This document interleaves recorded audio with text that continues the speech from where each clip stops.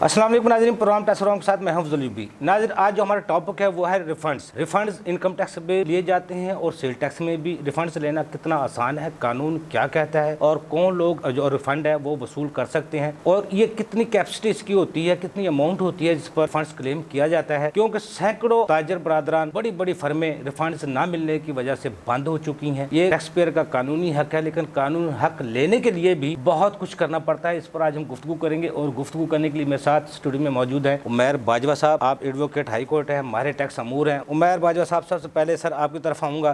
पहले तो ये बताइएगा रिफंड्स होते क्या हैं और ये क्लेम कौन करते हैं? कि जब भी कोई टैक्स पेयर रिटर्न सबमिट करवाता है तो उसमें जब उसको एक्सेस अमाउंट उसको मिलती है रिफंड, पहले ये बताते हैं कि रिफंड है क्या। टैक्स पेयर जब रिटर्न फाइल करता है तो उसमें उसकी एक लाइबिलिटी क्रिएट होती है कि आपकी फॉर एग्जांपल आपकी 100 रुपीज़ आपकी लाइबिलिटी क्रिएट हुई है। अब फॉर एग्जांपल उसकी डिडक्शन जो है, जो उसका ऑलरेडी टैक्स कटा हुआ है वो 1000 है, वो 1000 डिडक्ट कटा हुआ है और उसकी लाइबिलिटी जो है वो 100 रुपये है। अब वो जो 1000 रुपया वो 100 से माइनस होगा, यानी 900 रुपये जो है वो आपका रिफंड क्रिएट हो जाएगा। यानी कि ये एक्सेस अमाउंट है। जो एक्सेस अमाउंट है उसको हम रिफंड करते हैं। अच्छा, अब ये तो हो गया कि ये रिफंड आपका एस्टेब्लिश हो गया। ये आपने सरकार ने देना, सरकार ने आपको देना, क्योंकि ऑलरेडी आपका एक्सेस में कट चुका है। अच्छा, अब ये है कि अब इसकी बाइफर्केशन कर लेते हैं कि क्या क्या है। ये एक तो इनकम टैक्स का रिफंड होता है जो कि सेक्शन 170 में होता है, उसकी एप्लीकेशन फाइल होती है। जो सेल्स टैक्स में फाइल होता है वो सेक्शन 67 है। अब ये देख लेते हैं कि इसका मैकेनिज्म क्या है। अब मैकेनिज्म ये है कि जब आप एक रिफंड आप एस्टैब्लिश हो जाए, जो इनकम टैक्स का मैं पॉइंट ऑफ व्यू से बात कर रहा हूँ, कि अगर आपका एक रिफंड एस्टैब्लिश हो गया है तो आप लॉ ये कहता है कि आप उसको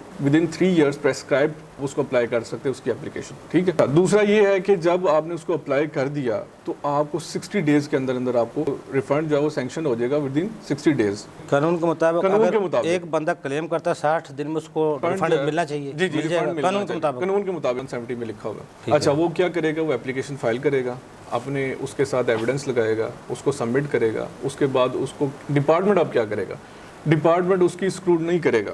पहले तो ये होता है कि आप जिस साल का आप रिफंड ले रहे हैं उस साल का कंप्लीट ऑडिट होता है। जो जो चीज़ें उसने क्रेडेंशियल्स पुट की हुए हैं उसका वो कंप्लीट ऑडिट करेगा। जब वो ऑडिट करेगा उसको स्क्रूटनाइज कर लेगा, उसको चेक करेगा जो उसके रिडक्शंस हैं वो वेदर ठीक हैं, उसके CPS ठीक हैं। जब वो उसको एग्जामिन कर लेगा देन उसको 170 का ऑर्डर कर देगा। उसके बाद वो क्यू में लग जाएगा और उसके बाद जो FIFO मेथड है फिर से उसको जो है वो रिफंड उसके सैंक्शन हो जाएगा, उसके बैंक अकाउंट में क्रेडिट हो जाएगा। मैं साहब, जो रिफंड्स हैं सब तो बड़ी बड़ी फर्मों के, बड़े बड़े संतकारों को जो रिफंड्स मिलते हैं वो ज़्यादातर इम्पोर्ट करते हैं, उसमें उनके रिफंड्स बन जाते हैं। जो उनको नहीं मिलते तो वो फर्म आगे चलाने के लिए जब उन रिफंड्स रुक जाता है तो वो अपना कारोबार ठप कर लेते हैं। लेकिन आप जो बता रहे हैं, जब रिटर्न फाइल करते हैं उसको रिफंड, जब टैक्स का हम लाइबिलिटी को चेक करते हैं, आपके टैक्स पेयर ने 1000 रुपया मिसाल के तौर पे दिया है तो अगर लाइबिलिटी उसकी 100 रुपये बनती है तो 900 रुपये का रिफंड ले सकता है। फिर जितने भी लोग रिटर्न फाइल नहीं करवा रहे, अगर वो करवाएं तो अगर टैक्स लाइबिलिटी उन पर थोड़ी होगी तो फंड्स तो फिर करोड़ अरबों में बन जाएगा आवाम का। अब सवाल ये बनता है कि वेदर उनका टैक्स पहले से डिडक्ट हुआ है कि नहीं। अब तो हर चीज़ में होता है, मोबाइल आप चेक करें उसमें भी होता है, बिजली बिल देखो उसमें भी होता है, बैंक ट्रांजेक्शन करें उसमें भी होता है। जी जी लेना। अब ये है कि जब मैं अभी फिलहाल जो बात मैंने की है वो इनकम टैक्स के पॉइंट ऑफ व्यू से की है। ठीक है कि एक बंदा फाइलर है, वो चाहे सोल प्रोप्राइटर है, चाहे कंपनी है, चाहे AOP है, वो अपनी एक रिटर्न फाइल कर रहा है। अब जब रिटर्न फाइल कर रहा है तो उसने जाहिर सी बात है उसके अंदर अपना रेवेन्यू पुट करना है, इनकम पुट करनी है, अपने एक्सपेंसेस पुट करना है। बिल्कुल ठीक है। उसका प्रॉफिट लॉस अकाउंट बनेगा, एंड पे उसकी कंप्यूटेशन बनेगी, कंप्यूटेशन में उसकी एक चार्जेबिलिटी बनेगी। अब वो ये है कि अगर तो उसका टैक्स विदहेल्ड हुआ है ऑलरेडी तो फिर तो जो लाइबिलिटी है वो कम है तो फिर ही रिफंड बनेगा ना। अगर लाइबिलिटी उतनी बन रही जितना उसका विदहेल्ड हुआ फिर तो रिफंड बनेगा ही नहीं। रिफंड कब बनेगा, जब आपका एक्सेस में टैक्स ऑलरेडी कटा हुआ है तो फिर आपका रिफंड में जाएगा। इस तरह तो वो मतलब हर किसी का तो नहीं बन सकता, वो उसी का होगा जिसका ऑलरेडी डिडक्शन हुई है। पिछले साल हुकूमत ने 470 अरब रुपए के रिफंड्स अदा किए। इस पहले 3 माह में हुकूमत ने 157 अरब के रिफंड्स अदा किए। जी जी जी बिल्कुल ऐसे ही। ये रिफंड्स मिलते किन लोगों के हैं? वैसे उनको कभी लिस्ट आती है, कभी लोगों को पता है किन लोगों को मिला है ना। इसमें कंबाइंड फिगर उन्होंने दी हुई है जिसमें इनकम टैक्स भी शामिल है और सेल्स टैक्स भी शामिल है। एक कंबाइंड फिगर है, ठीक है। अब जो सेल्स टैक्स का है वो उसकी जाहिर सी बात है परसेंटेज डिफरेंट होगी, इनकम टैक्स की परसेंटेज डिफरेंट होगी। अब आपका सवाल ये है कि अब ये कौन से लोग हैं? अब वो ये लोग यही हैं कि जिनका एक्सेस में डिडक्शन हुई है। अब कंपनी है, ईओपी है, जिनकी मिलियंस में बिलियंस में जो है वो उनका रेवेन्यू है, उनके टैक्स कटे हुए हैं और उनके रिफंड में जा रहे हैं। जैसे कि हमारे पास जो है वो चाइनीज़ कंपनीज हैं, अब उनका क्या, वो पावर कंस्ट्रक्शन उनका जो प्रिंसिपल एक्टिविटी है, अब वो क्या है कि वो बेसिकली नॉन जिन पर टैक्स एग्जम्प्ट है, लेकिन वो टैक्स कट रहा है उनका, उसके ऊपर उनकी सर्टन टैक्स एग्जम्पशंस हैं जो कि रिड्यूस रेट पे हैं। सर्टन उनको इम्यूनिटी दी हुई है लॉ ने, ठीक है, क्योंकि वो पीई है, परमानेंट नॉन एस्टेब्लिशमेंट में आती हैं, उनको सर्टन इम्यूनिटीज़ दी हुई हैं। अब वो जो सर्टन इम्यूनिटीज़ के बेस पे उनका जो टैक्स ऑलरेडी बिलियंस में उनकी डिडक्शन हुई होती है, और अब वो जब जाहिर सी बात है बिलियंस में डिडक्शन है, अब लायबिलिटी उनकी कम है और इसका मतलब उनके रिफंड्स बिलियंस में जा रहे हैं। अब वो क्या करते हैं, वो अप्लाई करते हैं, वो जाहिर वो वही मैकेनिज्म वही है, ऑनलाइन अप्लाई करेंगे, डॉक्यूमेंट्स अटैच करेंगे, डिपार्टमेंट्स को परस्यू करेंगे कि ये जनाब हमारा रिफंड एस्टैब्लिश कर रहा है, अब इसको देखें, उसको एग्जामिन करेगा और वो जितना वो देखेगा वाकई में आपकी जो डिडक्शंस हैं वो वैलिड है, उसको स्क्रूटनाइज करेगा, उसके बाद आपको रिफंड सैंक्शन कर देगा। अब पॉइंट इज़ दैट कि मैं अभी रिपोर्ट पढ़ रहा था, उसमें ये था कि जो फाइनेंशियल ईयर 2024 में उन्होंने जो रिफंड सैंक्शन किया है ना, 1 लाख से ऊपर वाली जितनी भी अमाउंट है ना उनको उन्होंने सैंक्शन किया। यानी 1 लाख से ऊपर वाली, 1 लाख से इनकम टैक्स की मैं बात कर रहा हूँ, 1 लाख तक से ऊपर वाली अमाउंट जो है ना वो करोड़ भी हो सकती है। उन्होंने चेकलिस्ट बनाई और जो 470 बिलियन की फिगर है ना वो उनको एलोकेट किया उन्होंने, ठीक है। अब ये है कि अब जिसकी जो जैसे मल्टीनेशनल है जिनका अरबों खरबों का टैक्स जो है वो डिडक्ट किया होता है और लायबिलिटी जो है वो उनकी उतनी नहीं है जितनी स्लैब रेट के मुताबिक है और वो रिफंड में जा रहा है, तो वो फिर उसको एप्लीकेशन फाइल करते हैं और देन वो जो है रिफंड लेते हैं। अच्छा, अब ये तो मैकेनिज्म आपको बता रहा हूँ। अब दूसरी तरफ भी आ जाते हैं कि ये वाकई में इतना जो लॉ में बताया जा रहा है वो आसान है कि नहीं, ये एक बहुत बड़ा क्वेश्चन है, ये बहुत बड़ा क्वेश्चन है कि वाकई में रिफंड मिलते हैं कि नहीं मिलते। लॉ ने तो कह दिया बस ठीक है आप 45 डेज में और 60 डेज में मिल जाने चाहिए, लेकिन पॉइंट इज दैट कि ये मिलते हैं कि नहीं मिलते। अब ये बहुत बड़ा सवाल है और इसके पीछे एक बहुत बड़ी लंबी सी डिबेट है कि भाई उसमें क्या होता है, क्या हर्डल्स हैं, क्या ऑब्स्टेकल्स हैं, कि क्योंकि फाइनेंशियल ईयर 2024 में और 2023 में और 2025 में और 2026 में ये आप देखेंगे तो बेशुमार अगर वो कानून के मुताबिक उमर साहब, क्योंकि जैसे मैं सॉरी आपकी बात काट रहा हूँ कि जैसे हमारा बजट जो है वो पिछले साल का हमारा जो बजट FBR का था वो 9,200 अरब का था। जी जी, उन्होंने कहा रिड्यूस कर हाँ, अब उन्होंने कहा कि इस पे उन्होंने चेक लगा दी कि अब रिफंड्स पिछले साल से उन्होंने एक किस्म के उन्होंने ऑब्स्टेकल लगा दी कि भाई इतना बजट है हम रिफंड मजीद नहीं देंगे।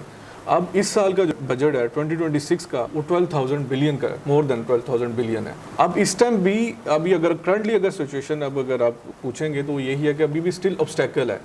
आप रिफंड लेने जाएंगे, डिपार्टमेंट आपको कहेगा भाई नहीं है, ठीक है, आपको क्या करना पड़ेगा, आपको सर्टन हरबे इस्तेमाल करने पड़ेंगे, FTO जाएंगे, फलां जाएंगे, डायरेक्शंस लेंगे, फिर जाकर आपको मिलेगा।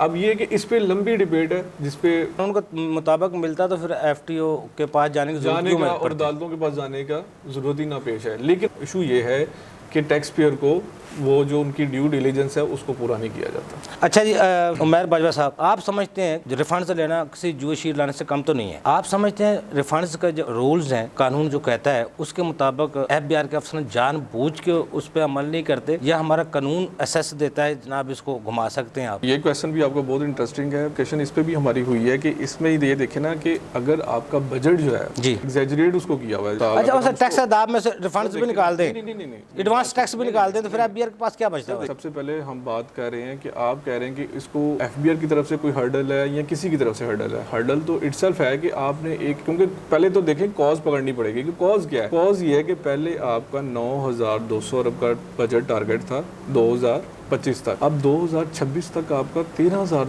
समथिंग अरब का टारगेट है। अब मुझे ये बताएं, इतना एग्जैजरेट आपने कर दिया बजट को तो ऑब्वियसली इसका इम्पैक्ट तो आएगा। वो इम्पैक्ट किस पे आएगा? मौजूदा टैक्स पेयर पे, ऑब्वियसली जब आपकी कलेक्शन उस हिसाब से नहीं है। रिफंड का मतलब है कि FBR ने अपने उसको क्रेडिट करना है, मतलब उनके अकाउंट्स में है ना पैसों को, रेवेन्यू को माइनस करना है। अब वो पहले ऑलरेडी कलेक्शन हो नहीं रही है, रिफंड दे देंगे तो और ग्राफ नीचे चला जाएगा। FBR के अफसर मजबूर होते हैं। मैं इस हवाले से मैं कहूँगा वो मजबूर भी होते हैं। एक दूसरा पॉइंट भी है कि मजबूर नहीं भी होते, ये भी एक अलग बहस है कि अगर आप एक ड्यू किसी का रिफंड है तो आप उसको क्यों रोका हुआ है? मतलब एक उसके जैसे आपने बात किया है कि एक्सपोर्टर के हवाले से, अब एक्सपोर्टर का तो वो जाहिर सी बात है उनको तो इंकरेज करने के लिए करते हैं कि गवर्नमेंट जो है वो स्पेशल इंसेंटिवाइज करती है कि इनको इंकरेज करने के लिए, क्योंकि वो मुल्क में बिलियंस डॉलर का वहाँ उनको इंकरेज किया जाता है, लेकिन एक्सपोर्टर को ये जो बुनियादी सहूलियात हैं, बिजली महंगी, गैस महंगा, पानी महंगी, लेबर महंगी, वहाँ तो उनको असल फैसिलिटी उनको देनी चाहिए। अब इसका हम एनालिसिस कर लेते हैं, इंटरनेशनल मार्केट से कर लेते हैं। एक तो हमने बात की ना पाकिस्तान की, अब हम बात कर लेते हैं इंटरनेशनली क्या हो रहा है। अब इंटरनेशनली जैसे यूएस है,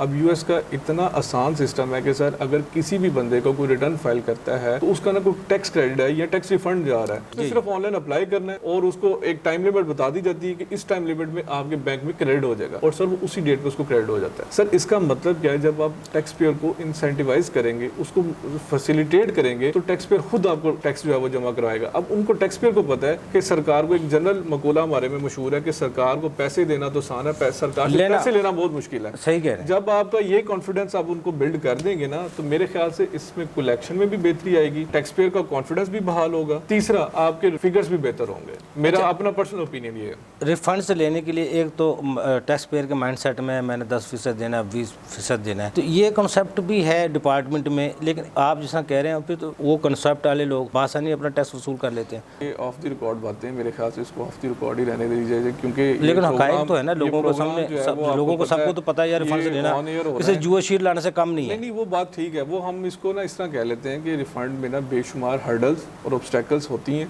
ऑब्वियसली वो किसने फेस करनी है। लेकिन देखो यासर साहब अभी तो कह रहे थे ये तो क्लेम 10 लाख तक तो क्लेम करना ही नहीं चाहिए, वो बहुत से हर्डल है, लेकिन जिनके अरबों के खरबों के रिफंड्स हैं उनके भी तो मसाइल बनते हैं। एग्जैक्टली ऐसे ही है वो मामला। तो ये है कि वो टैक्स पेयर को फैसिलिटेट करने के लिए वो तो गवर्नमेंट की तरफ से इनिशिएटिव लो होना चाहिए, तो फिर ही इसको स्पीडली इसको किया जा सकता है। इनकम टैक्स में ज्यादा रिफंड से निकलते हैं या सेल टैक्स में ज्यादा? रेशो दोनों ऑलमोस्ट दोनों सेम है। इनकम टैक्स में थोड़ा सा मेरे ख्याल से मोरलेस स्पीडली हो जाता है, सेल्स टैक्स में जरा मुश्किल होता है। सेल्स टैक्स में रिफंड के लिए फास्टर उन्होंने सिस्टम बनाया है, ट्रैक वो एक्सपोर्टर के लिए सिर्फ, बाकी को आप माइनस कर दें। बाकी में फिर ये है कि उसके भी कॉम्प्लिकेशंस हैं कि आप सेल्स टैक्स में पहले आपने रिफंड लिया है, उसके बाद पोस्ट रिफंड ऑडिट भी होता है, इधर भी होता है ऑडिट, इनकम टैक्स में भी होता है, लेकिन उधर फिर पोस्ट रिफंड ऑडिट होता है, उससे पहले भी ऑडिट होता है, उसके बाद भी ऑडिट होता है। तो रिफंड ऑब्वियसली फिर बात वही उधर घूम फिर के आ जाती है कि रिफंड लेना जो है वो बहुत मुश्किल है। अगर तो एज पर लॉ मेरे ख्याल से जो लॉ में प्रोविजंस दी हैं और टाइम लिमिट दी है, मेरे ख्याल से अगर उसी को फॉलो कर लिया जाए तो सफिशिएंट है। उमर बाजवा साहब आप क्या कहते हैं? Tax year 2024-25